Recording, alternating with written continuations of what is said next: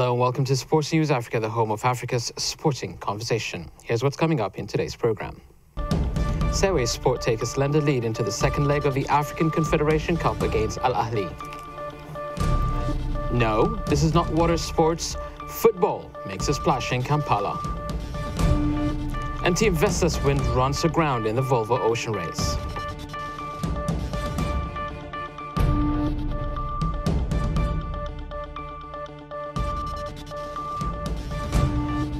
Thank you for watching Sports News Africa. I'm Temeskin Debasai. Ivory Coast Sewe Sport hosted Al-Ahly of Egypt in the first leg of the African Confederation Cup final in Abidjan. The visitors got a crucial away goal, but it will be Sewe who will take a slender 2-1 lead going into the second leg in Cairo.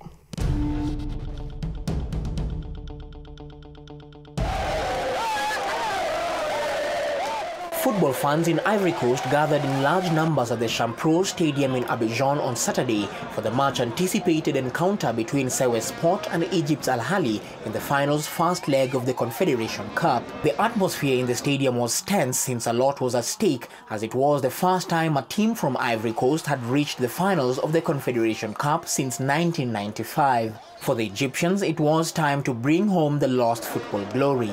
The final whistle saw the fast-paced Sewe Sport emerge winners, beating the Egyptians 2-1, taking a vital first-leg lead. On a vite fait de prendre l'avantage.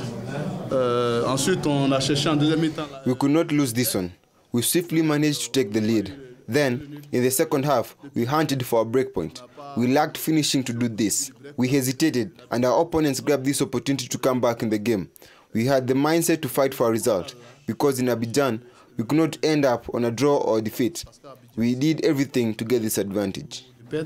On a tout fait pour pouvoir prendre une certaine avance et puis remporter ce match. This is a team which is not too difficult to match. We had already come across them in the group stage, the return match on the pitch. We lost it 1-0, but we could see our weaknesses and what we were lacking. We are warriors and we know how to travel. Rest assured that, God willing, the trophy will be back in Ivory Coast. Sewe and Al-Ahly will again meet on December 6th in Cairo for the second leg. Both teams are chasing their debut Confederation Cup titles.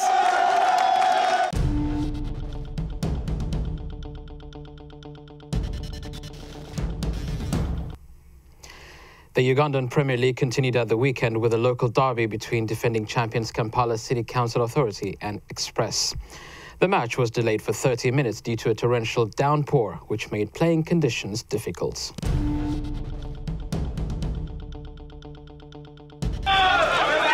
Uganda's Premier League defending champions Kampala City Council Authority clashed to a goalless draw against their long-time rival Express Football Club as the teams vied for top points in the ongoing league. The match had to be delayed by nearly half an hour after the heavy afternoon downpour flooded the pitch. When the rain stopped, the pitch was inspected by match officials who declared it fit for the kickoff. But as the match progressed, it was evident that some parts of the pitch were still soaked with water, making the ground slippery for players. The ensuing efforts by both teams did not yield much and saw them settled for a barren 0-0 draw at the end of the match. KCCA head coach Abdallah Mburiru, who recently joined the team, blamed the soaked pitch for his team's woes. We tried, of course, conditions are not very favorable to both teams. We tried to improvise, but of course we could not score. But I'm happy with the way the boys have played. Everyone has given in whatever he could. We just failed to score a goal, and we have to go back and plan for the next game. KCCA will be meeting 5th place Bull Football Club in the next Premier League encounter. Darren Kiaune, a sports analyst, said despite the wet conditions on the pitch, the team gave their best effort. The first 45 minutes, where the home side has played for more of picking up a result, rather than the visitors in KCC, who have tried to pass the ball and enjoy themselves, albeit having plenty of water around the surface where they're playing from. But in a nutshell, I think both sides have created opportunities, though the goalkeepers and the defenses have stood out well. KCCA are third on the table standings with 21 points, while Express Football Club is at 4th place with 20 points.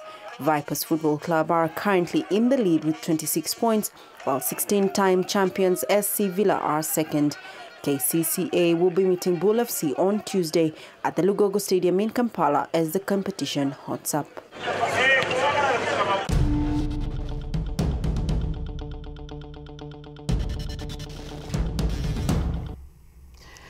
The Burkina Faso football team has visited victims of the political uprising that resulted in the former president Blaise Compaoré being forced out of office.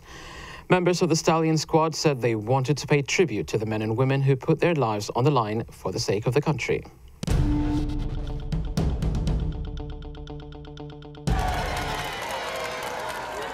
The Burkina Faso national football team, the Stallions, in a show of solidarity, recently visited victims of violence injured 2 months ago during the popular uprising that forced President Blaise Compaoré to leave office.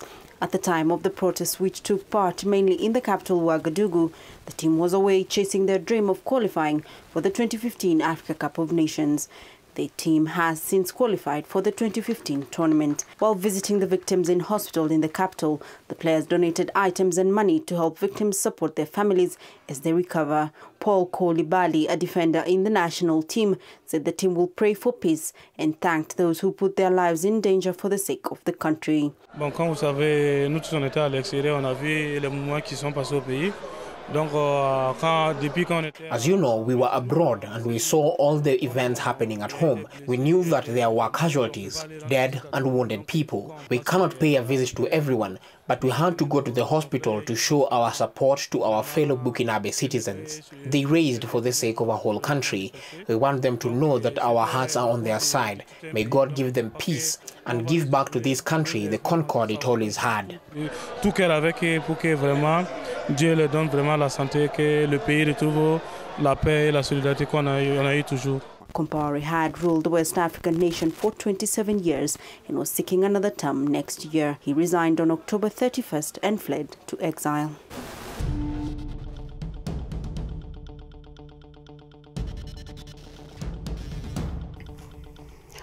Welcome back to Sports News Africa. In the Volvo Ocean race, Team Vestas Wind were forced to abandon the race after the 9-man crew ran aground the coast of Mauritius.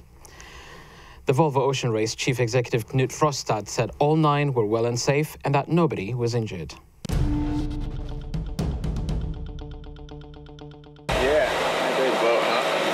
9 crew members of Team Vestas Wind crew were rescued early on Sunday morning after running aground on a reef off Mauritius in the Indian Ocean.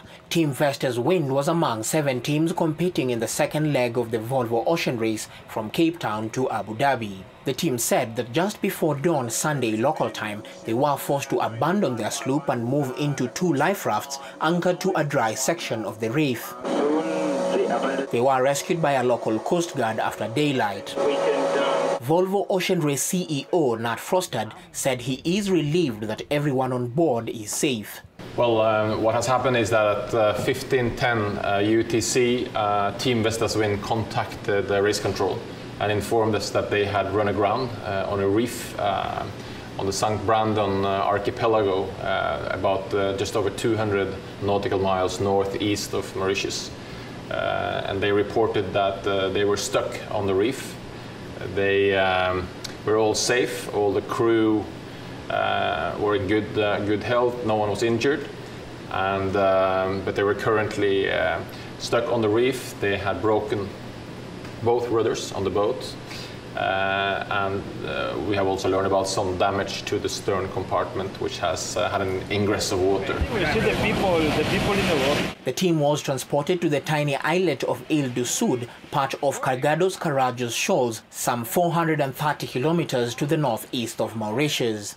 Team Vestas Wind's rival race crew, Team Alvi Medica, diverted to assist in a rescue mission, but were forced to watch for several hours from a safe distance. They were eventually cleared to continue racing north after it was apparent that the Vestas crew was no longer in danger. We just had a broken radio call from Nico. They've just been out to the boat, got some stuff. They're all safe and well. There's a vessel that comes once a week with supplies and goes back to Mauritius. It's here tomorrow. They're good to stay on the island and they can leave tomorrow. So we are free to go. He wished us luck and thanked us obviously for our comms last night. So it seems a bit strange to leave it at this stage, but apparently they're in good hands and all is well. So in many ways, all's well that ends well. It could have been the outcome could have been much, much worse. Team Vesta says concern now will be a salvage mission for their boat, but it was not immediately clear how much damage the incident had caused. The Danish team was the 7th and last to enter the race, joining the fleet just weeks before the start line. Their skipper, Chris, put together an experienced and enthusiastic team which secured 4th place in the first leg, Alicante to Cape Town.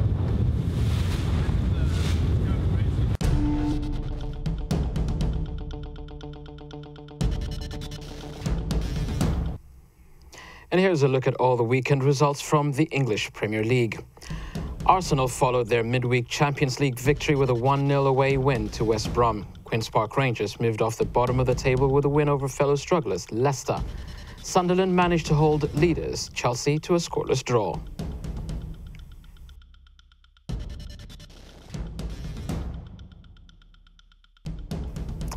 On Sunday, Tottenham came from behind to beat Everton 2-1 at White Hart Lane.